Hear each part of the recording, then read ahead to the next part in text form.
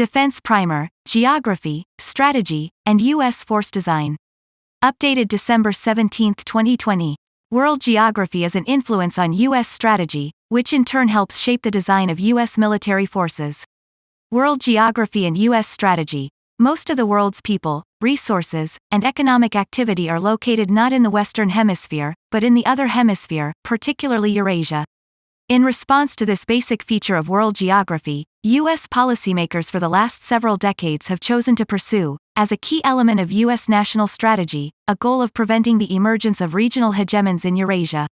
This objective reflects a U.S. perspective on geopolitics and grand strategy developed by U.S. strategists and policymakers during and in the years immediately after World War II that incorporates two key judgments, that given the amount of people, resources, and economic activity in Eurasia, a regional hegemon in Eurasia would represent a concentration of power large enough to be able to threaten vital U.S. interests, and that Eurasia is not dependably self-regulating in terms of preventing the emergence of regional hegemons, meaning that the countries of Eurasia cannot be counted on to be fully able to prevent, though their own choices and actions, the emergence of regional hegemons, and may need assistance from one or more countries outside Eurasia to be able to do this dependably.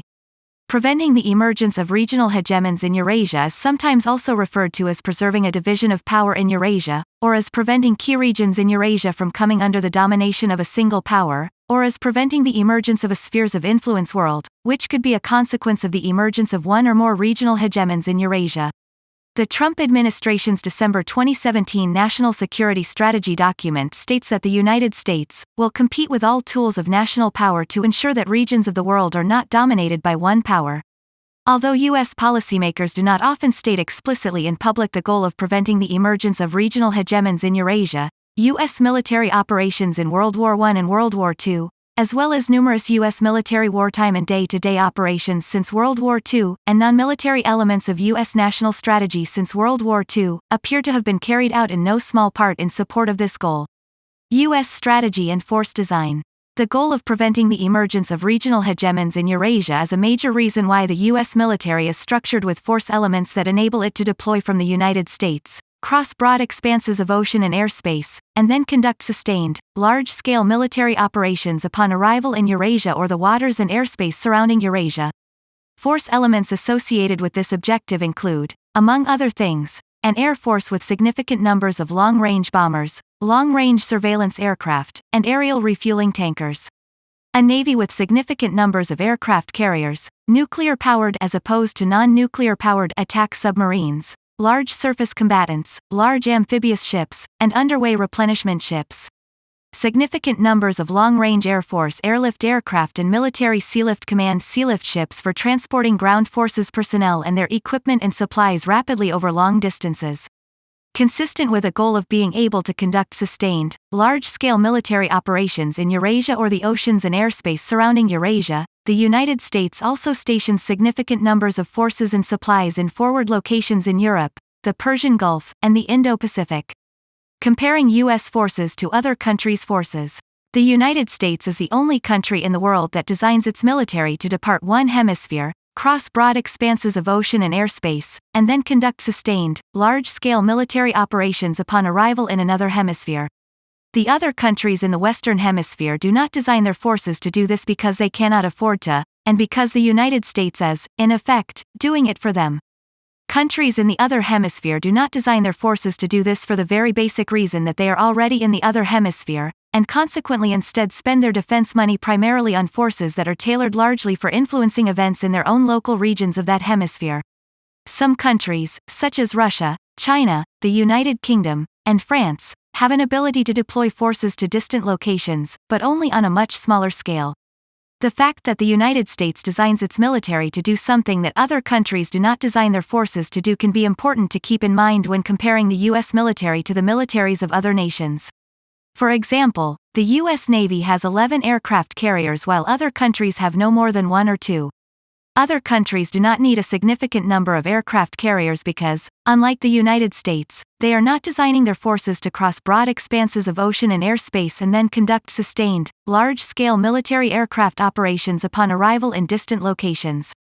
As another example, it is sometimes noted, in assessing the adequacy of U.S. naval forces, that U.S. naval forces are equal in tonnage to the next several navies combined, and that most of those several navies are the navies of U.S. allies. Those other fleets, however, are mostly of Eurasian countries, which do not design their forces to cross to the other side of the world and then conduct sustained, large-scale military operations upon arrival in distant locations. The fact that the U.S. Navy is much bigger than Allied navies does not necessarily prove that U.S. naval forces are either sufficient or excessive. It simply reflects the differing and generally more limited needs that U.S. allies have for naval forces. It might also reflect an underinvestment by some of those allies to meet even their more limited naval needs. Measuring the sufficiency of U.S. forces. Countries have differing needs for military forces. The United States, as a country located in the Western Hemisphere with a goal of preventing the emergence of regional hegemons in Eurasia, has defined a need for military forces that is quite different from the needs of countries that are located in Eurasia. The sufficiency of U.S. military forces consequently is best assessed not through comparison to the militaries of other countries, something that is done quite frequently, but against U.S. strategic goals, which in turn reflect U.S. policymaker judgments about the U.S. role in the world. Strategy is a policy choice, force design is a consequence. The fact that U.S. policymakers for the last several decades have chosen to pursue, as a key element of U.S. national strategy, a goal of preventing the emergence of regional hegemons in Eurasia, does not necessarily mean that this goal was a correct one for the United States to pursue, or that it would be a correct one for the United States to pursue in the future. Whether it would be a correct one for the United States to pursue in the future would depend on policymaker views regarding the two key judgments outlined earlier. The administration that takes office on January 20, 2021, may choose to review the question of whether the United States should continue to pursue, as a key element of U.S. national strategy, a goal of preventing the emergence of regional hegemons in Eurasia. A decision on whether to continue pursuing such a goal would then influence U.S. military force design for the future. CRS Products. CRS Report R43838, Renewed Great Power Competition, Implications for Defense, Issues for Congress, by Ronald O'Rourke. CRS Report R44891, U.S. Role in the World, Background and Issues for Congress, by Ronald O'Rourke and Michael Moody. CRS Report R46336, COVID-19, Potential Implications for International Security Environment, Overview of Issues and Further Reading for Congress, by Ronald O'Rourke, Kathleen J. McGinnis, and Michael Moody. Other resources. White House, National Security Strategy of the United States of America, December 2017, 55 pp. Accessed November 5, 2020, at https://www.whitehouse.gov/wp-content/uploads/2017/12/NSS-final-12-18-2017-0905.pdf. Department of Defense, Summary of the 2018 National Defense Strategy of the United States of America, Sharpening the American Military's Competitive Edge, undated, released January 19, 2018, accessed November 5, 2020, at https://www.defense.gov/portals/1/documents/pubs/2018-national-defense-strategy-summary.pdf. Ronald O'Rourke, Specialist in Naval Affairs.